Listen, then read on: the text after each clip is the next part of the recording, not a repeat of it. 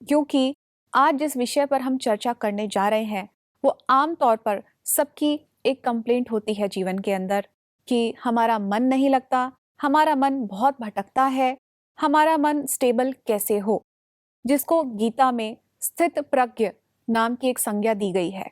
गीता में स्थित प्रज्ञ के बारे में बहुत सारी बातें भी बताई गई हैं।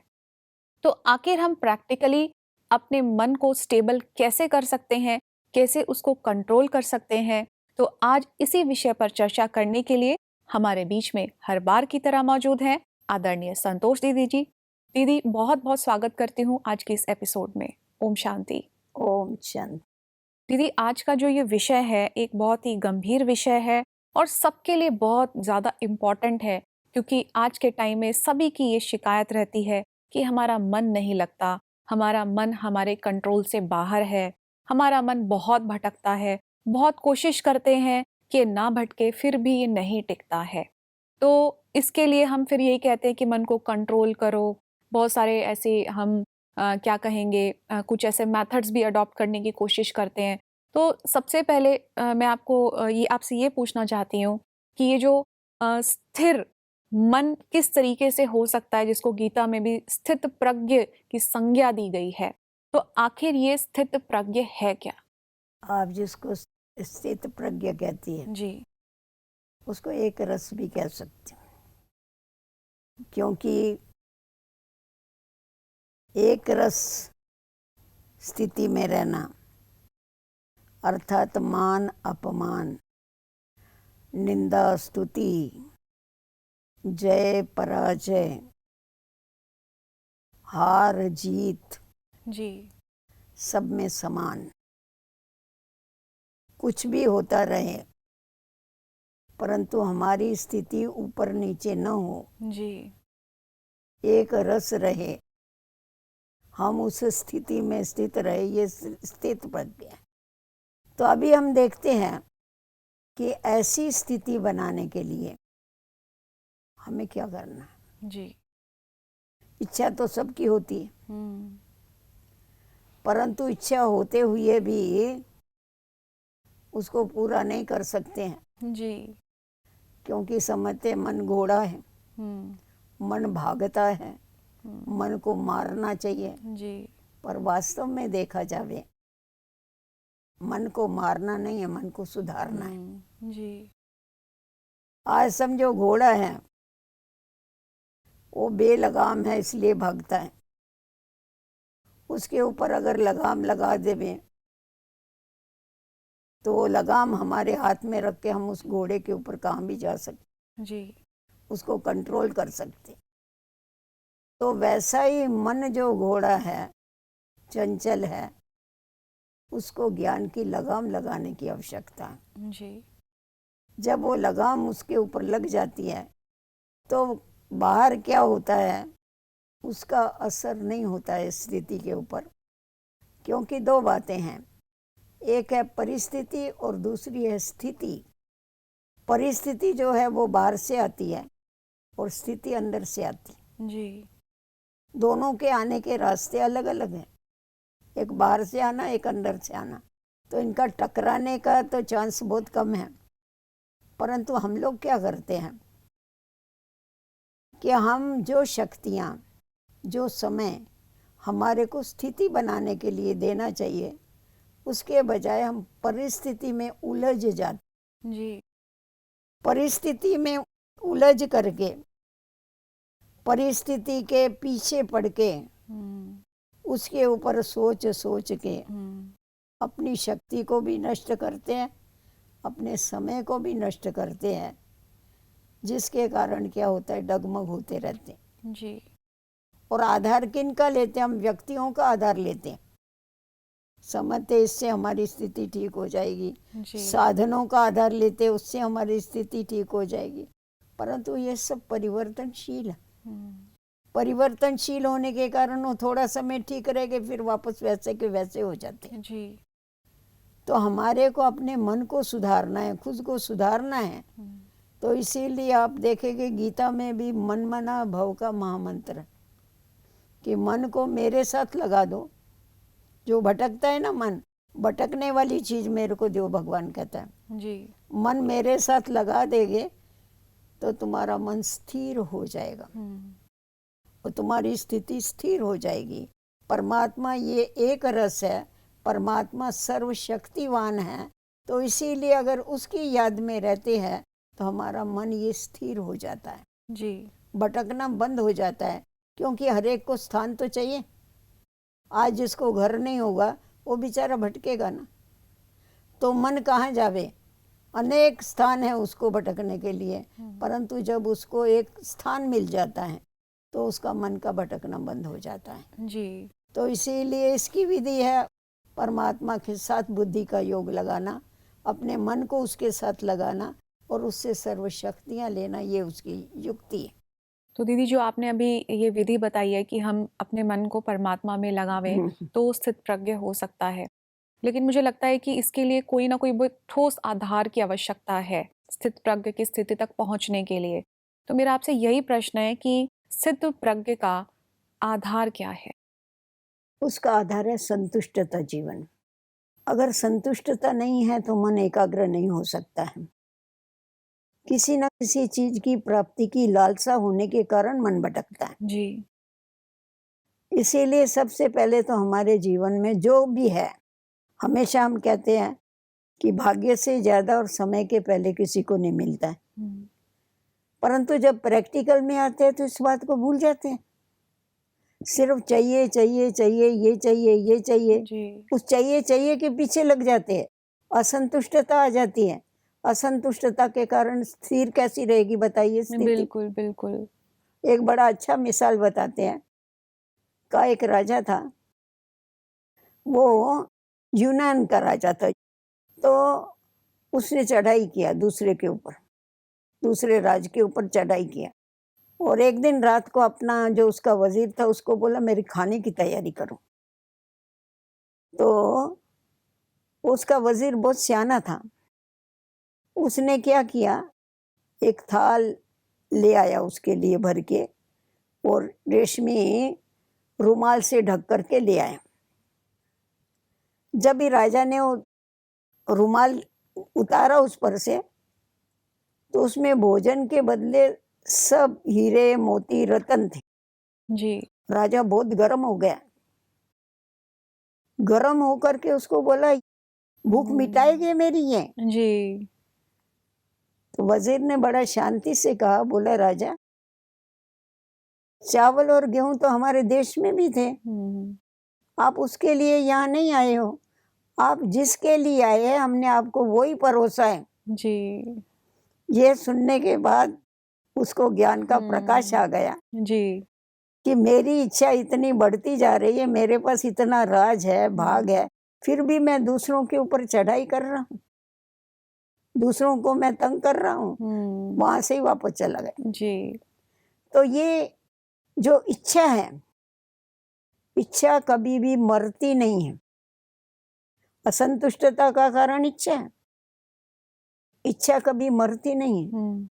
एक इच्छा पूरी होगी तो दूसरी, दूसरी पूरी होगी तो तीसरी, इसकी लिंक लग जाती है। जी। और इच्छा पूर्ति के लिए मनुष्य कुछ भी करने के लिए कभी भी तैयार रहता है। इसीलिए हमेशा कहा जाता है, अगर आपको अपनी स्थिति को स्थित प्रज्ञ बनाना है तो उसके लिए आपको इच्छा मात्रम अविद्या बनना पड़ेगा। जी। जीवन में कोई भी इच्छा नहीं रखो, जैसे हो जो है इसमें सदैव संतुष्ट रहो। संतुष्टता ये बहुत बड़ा धन भी है। संतुष्टता रूपी धन आने के बाद कहते सारे धन धूड़ी के समान है, धूल के समान। जी। तो इसीलिए उस स्थिति को, एक रस स्थिति को प्राप्त करने के लिए संतुष्टता की आवश्यकता है, संतुष्टता के गुण की आवश्यकता है। जी। जो मेरे को मिला हुआ है बहुत अच्छा। जी जी जी, यानी कि हमें चाहिए चाहिए इस वृत्ति से ऊपर की ओर उठना होगा। ऊपर की ओर उठना होगा। जी जी जी, जिसे हम ये कहेंगे कि एक जीवन में एक ऋषि समान हमें रहना होगा। दीदी, एक चीज़ और यहाँ पर आती है कि जैसे आपने बताया चाहिए चाहिए की इच्छा नहीं होनी चाहिए, तो इसके अलावा जो स्थित प्रज्ञ का जो आधार है वो और क्या हो सकता है? और भी यदि हम गहराई में देखें, जैसे आपने बताया चाहिए चाहिए नहीं हो, ये तो एक पहलू हो गया, इसके अलावा और कौन से पहलू हैं? अभी संतुष्टता जो है, संतुष्टता कैसे आती है? उसका आधार है त्याग। जितना जितना हमारे अंदर त्याग वृत्ति आती जाती है, जी। त्याग से हमारा भाग्य ऊंचा बनता है। त्याग किस चीज का? इच्छाओं का त्याग, जी। जिसकी आवश्यकता नहीं है उन बातों को लेकर के हम बैठे हुए हैं। अपने मनोविकारों का त्याग, अपनी अल्पकाल की इच्छाओं का त्याग, जी। जो भौतिक सुख है उनका त्याग, उनके पीछे भागते हैं। और ये ऐसा है, जितना भौतिक सुख के पीछे भागेंगे ना, उतनी कर्म इंद्रियां तुम्हारी बिगड़ कंट्रोल चलेगी। बिल्कुल। तो त्याग के बिगड़ भाग्य नहीं बनता है, त्याग के बिगड़ संतुष्टता नहीं आ सकती है। ये तो जिसको अपनी स्थिति को स्थित प्रज्ञ बनाना है, उसको संतुष्टता और त्याग, ये दोनों चीजें जरूर चाहिए। जी। अगर ये दो चीजें नहीं है तो ये ऐसा हो गया बिगर ऑक्सीजन जीना।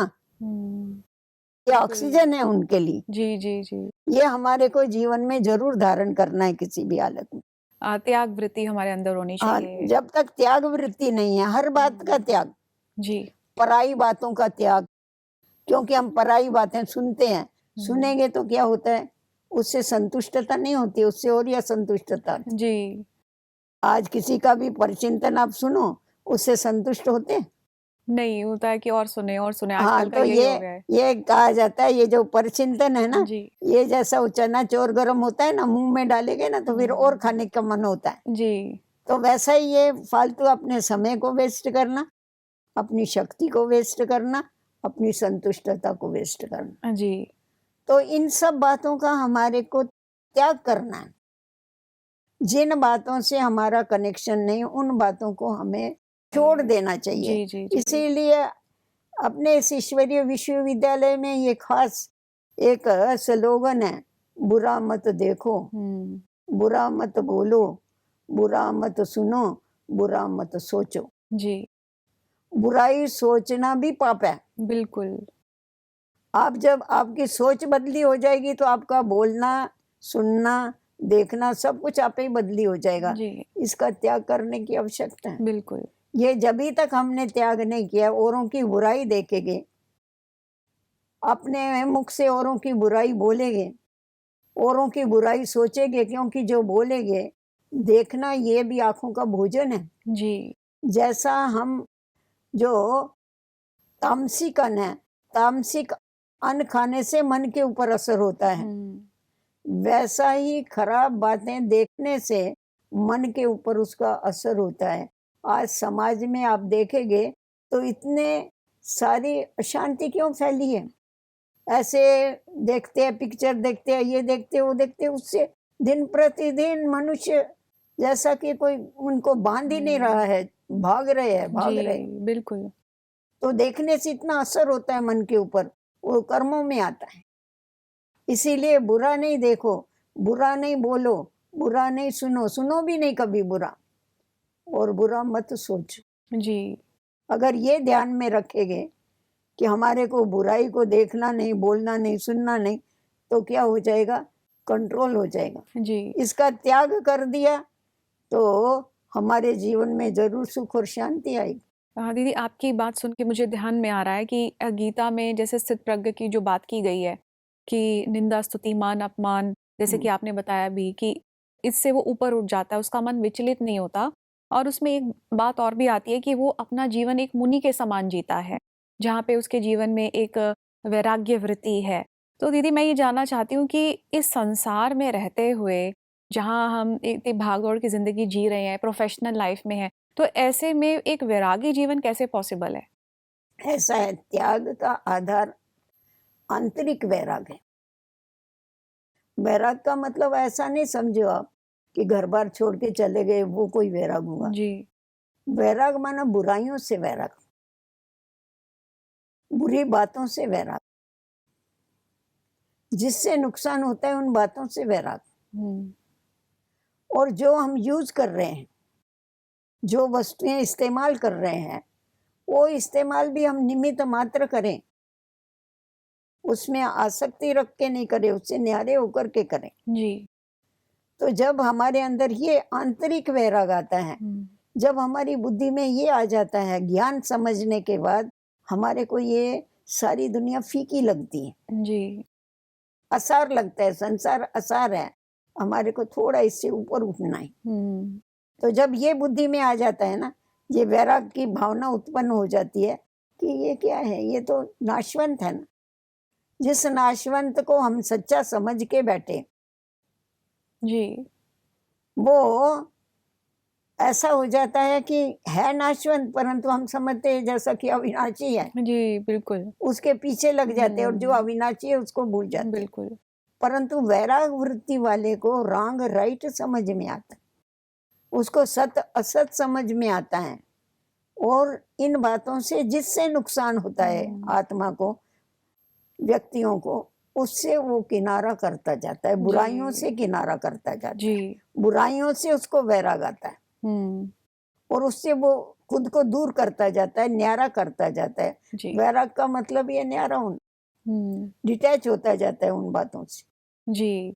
तो संसार में रहते हुए भी उससे न्यारा, जैसा उसका बताया ना, राजा जनक का रहा राजा ही में, परंतु राजा ही करते हुए उससे न्यारा, उसका इफेक्ट उसके ऊपर कुछ नहीं। बिल्कुल। भले राज जल रहा है तो भी वो अपना ध्यानस्थ बैठा हुआ है, जी। वो समझ रहा है कि बुझाने वाले बुझा रहे, मैं अगर ऊपर नीचे अपनी स्थिति को करूं तो क्या फायदा है, जी। मेरी स्थिति तो ठीक रहे।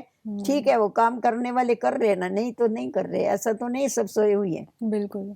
तो वैसा ही इसमें धीरजता आ जाती है, और धीरजता आने के कारण क्या है, हम ठीक निर्णय ले सकते हैं, किसी भी बात, जी। स्थिति को ठीक रख सकते हैं। और हमेशा कहा जाता है, अगर तुम्हारी स्थिति ठीक है, अवस्था ठीक है, तो व्यवस्था तुम्हारी जरूर ठीक हो। बिल्कुल। आज जो व्यवस्था इतनी अस्त व्यस्त हुई पड़ी है दुनिया में, इसका कारण यही है क्योंकि अवस्थाओं का ही ठिकाना नहीं, जी। खुद के ऊपर ही मनुष्यों का ध्यान नहीं अपनी अवस्था के ऊपर, तो व्यवस्था कैसे करेंगे, वो दुनिया को चलाएंगे कैसा, बिल्कुल। राज को कैसा चलाएंगे, घर को बिल्कुल, कैसा बिल्कुल। चलाएंगे, चला नहीं सकते हैं। तो इसीलिए अवस्था को ठीक करने के लिए, व्यवस्था को ठीक करने के लिए अपनी अवस्था ठीक रखनी, जी, जी, जी। इसके लिए थोड़ा आत्मचिंतन, परमात्म चिंतन और वो आध्यात्मिक ज्ञान का स्टडी करने की आवश्यकता है, जिससे क्या है, हमारे जीवन में बहुत बड़ा फर्क आ जाता है। जी। आज के टाइम में हम देखेंगे दीदी कि नेगेटिविटी इतनी ज़्यादा है, हम स्टेबल माइंड रहना चाहते हैं, निंदा स्तुति में भी हम स्टेबल रहना चाहते हैं, लेकिन फिर भी इतनी ज़्यादा नेगेटिविटी आ चुकी है कि कोई बात मान लीजिए मेरे बारे में किसी ने कुछ कह दिया तो मैं तुरंत रिएक्शन में आ जाती हूँ, तुरंत मेरा दिल खराब हो जाता है। तो ऐसे प्रैक्टिकल लाइफ में जब हम जी रहे हैं, तो आपको नहीं लगता कि ये चीज़ इस अवस्था तक आना बहुत मुश्किल है? मुश्किल नहीं है। जी। आज अगर उसका तरीका मालूम पड़ जावे, किसी भी बात की विधि मालूम पड़ने के बाद ही सिद्धि की प्राप्ति होती है। आज आप अगर बच्चियों को रोटी पकाने को बोलेंगे, उनके लिए कितना डिफिकल्ट है, जी। भारत का नक्शा बना के रखते हैं। जी। परंतु जितना जितना प्रैक्टिस करते हैं, तो अभी आपको हो जाता बोलेंगे है। या हमको बोलेंगे तो हम तो ठीक बना देंगे। हाँ, प्रैक्टिस से हो जाता है। प्रैक्टिस होता है, प्रैक्टिस से परफेक्ट बनता है ना जी, जी, मनुष्य। जी। तो वैसा ही जिस समय हमारे को ये युक्तियां आ जाती हैं, कैसा जीना है, जीवन जीने की कला क्या है, ये हम सीख लेते हैं, जी। उसकी जीवन में प्रैक्टिस करते हैं, तो बहुत इजी हो जाता है। जी।